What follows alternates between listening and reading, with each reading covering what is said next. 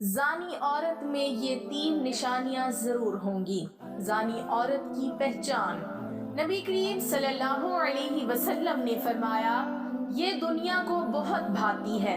اللہ تعالیٰ تمہیں دیکھ رہا ہے کہ تم کیسی زندگی گزارتے ہو۔ عورتوں کے فتنے سے بچ جانا اور دنیا میں دھت نہ ہو جانا۔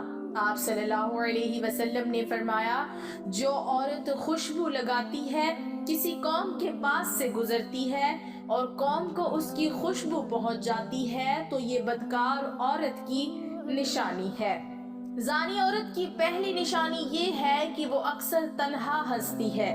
آپ بات کرتے ہیں لیکن وہ جواب نہیں دیتی، سوچتی رہتی ہے، یہاں تک کہ بعض اوقات وہ دور کی سوچ میں خواب دیکھتی ہے، لیکن آپ سمجھ نہیں سکتے ہیں کہ وہ کیا سوچ رہی ہے۔ کام پر جانا اور دیر تک کام کرنا، آپ کو اس طرف توجہ دینی ہوگی کہ وہ کہاں جاتی ہے اور اس دوران وہ کس سے ملتی ہے۔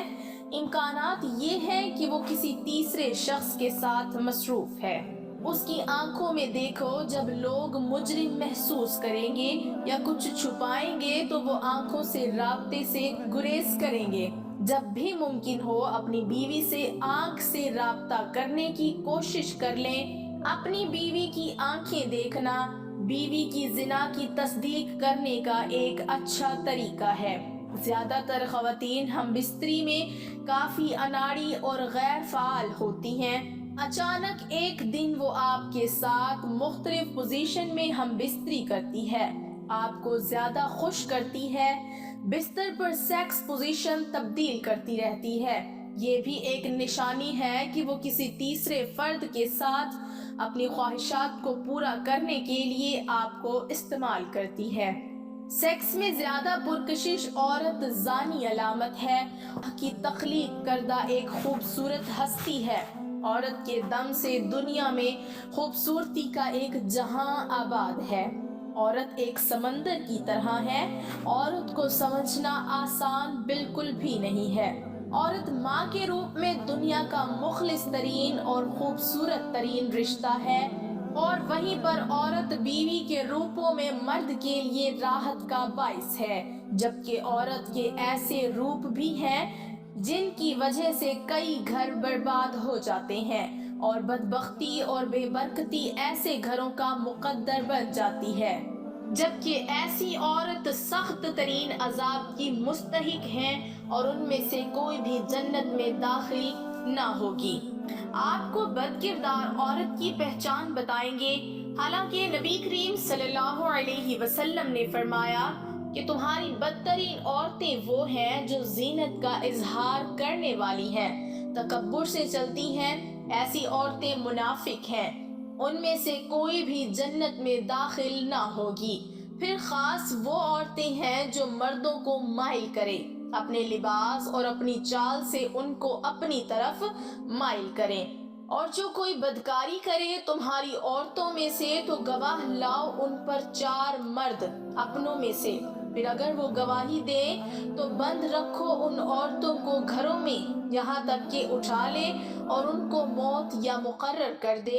اللہ ان کے لیے کوئی راہ، اور جو 2 مرد کریں تم میں سے وہی بدکاری تو ان کو ایذا دو، پھر اگر وہ توبہ کریں اور اپنی اصلاح کر لیں تو ان کا خیال چھوڑ دو، بے شک اللہ توبہ قبول کرنے والا مہربان ہے۔ انسانی فطرت ہے کہ ہر شخص اپنے ہم خیال اور اپنے جیسی طبیعت کے لوگوں کے ساتھ بیٹھنے کو ترجیح دیتا ہے، اور اپنے ہم خیالوں ہم جلیس کے ساتھ رہنے میں خوشی محسوس کرتا ہے۔ اسی فطری جذبہ کو قرآن مجید نے بھی بیان کیا ہے، جس میں بتایا گیا ہے کہ زانی مرد سے زناکاری پر رضامند وہی عورت ہوتی ہے جو زانیہ یا مشرکہ ہو، کہ زنا کو عیب نہ سمجھتی ہو۔ ایسی عورت کے ساتھ رہنے کو قبول وہی مرد کرتے ہیں جو اسی جیسا بدکار یا مشرک ہو، کہ زنا کی حرمت کا قائل نہ ہو۔ زناکاری کرنا یا زانیہ سے نکاح کرنا، اسی طرح اپنی پاک دامن عورتوں کو زانی مردوں کے نکاح میں دینا مومنوں پر حرام ہے۔ چنانچہ قرآن مجید میں اللہ تعالیٰ کا ارشاد ہے، بدکار مرد سوائے بدکار عورت یا مشرک عورت کے کسی پاکیزہ عورت سے نکاح کرنا پسند نہیں کرتا، اور بدکار عورت سے بھی سوائے بدکار مرد یا مشرک کے کوئی صالح شخص نکاح کرنا پسند نہیں کرتا، اور یہ فعل زنا مسلمانوں پر حرام کر دیا گیا ہے۔ درج بالا آیت میں نہ صرف لوگوں کی پسندیدگی کو بیان کیا گیا ہے بلکہ اہل ایمان کو حکم دیا گیا ہے کہ ایسا زانی یا زانیہ جس نے توبہ نہ کی ہو، جس کے زنا کی شہرت عام ہو، اس کے ساتھ کسی مومن کا نکاح جائز نہیں ہے۔ جب کسی مرد یا عورت کی بد چلنی کا علم ہو تو اس کے باوجود اس سے نکاح کرنا اہل ایمان کے لیے حرام ہے۔ اگر وہ اس گناہ سے توبہ کر لے، اس عمل کو ترک کر کے اپنی اصلاح کر لے، تو زانی یا زانیہ کی صفت ان سے ختم ہو جائے گی۔ آیت کا منشا یہی ہے کہ جن لوگوں کی بدکاری معلوم ہو ان کو جیون ساتھی منتخب کرنا گناہ ہے۔ اس سے اہل ایمان کو پرہیز کرنا چاہیے، کیونکہ ایسا کرنے سے بدکاروں کی حوصلہ افزائی ہوگی۔ اس حکم خداوندی میں یہ بتانا بھی مقصود ہے کہ زنا ایسا کبیر فعل ہے جس کا مرتکب اسلامی معاشرے اور صالح خاندانی نظام کا حصہ بننے کے قابل نہیں رہتا۔